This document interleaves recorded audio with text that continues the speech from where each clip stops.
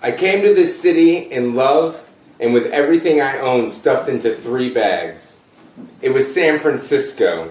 So 6 people in a 3-bedroom apartment seemed like something that could work. But when a week turned into a month, she said, maybe I should try Craigslist. Then she told me, sure, no problem. McCobbin Street wasn't that bad. See? Your room even has a window. I never finished painting that room.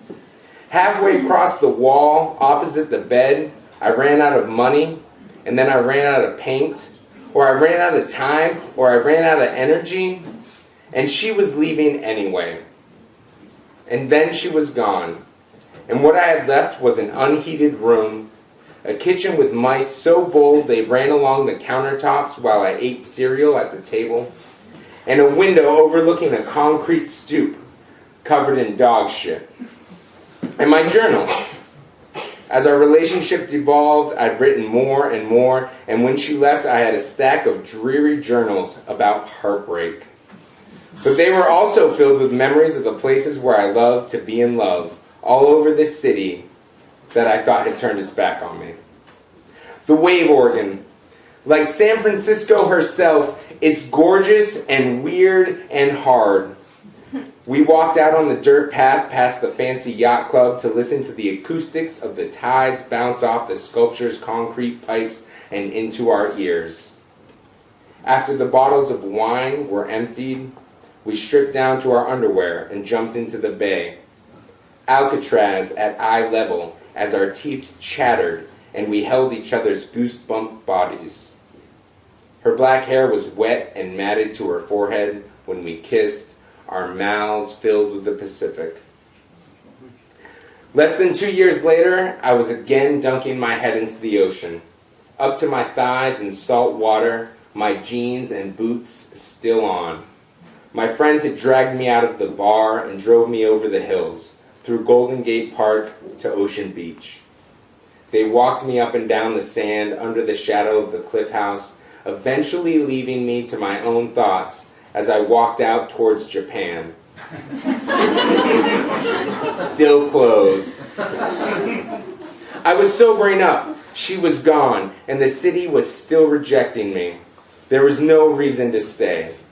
But I would, like I had done with her. I would overstay my welcome in hopes that San Francisco might change her mind.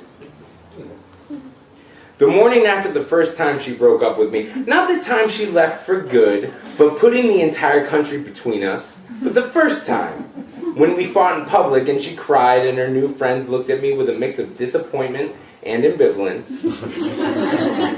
We fought, and then made up, and then went to the Seward Street slides.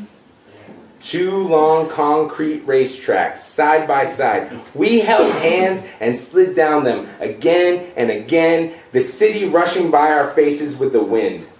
A thermos full of Bloody Marys, and us full of forgiveness for words we no longer remembered.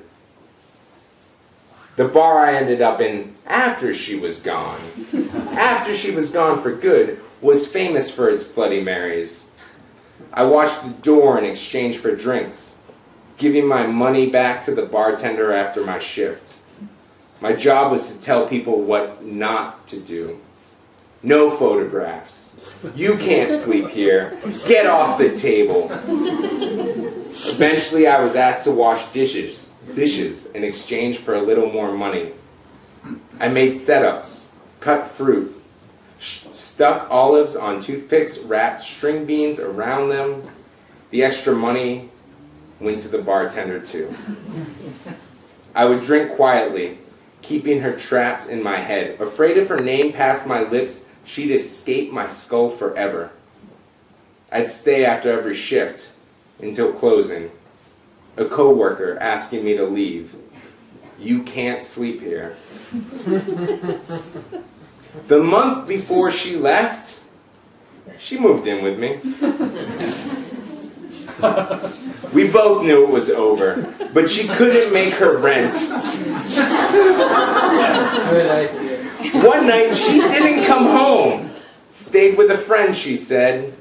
Slept with a friend, she said, minutes later.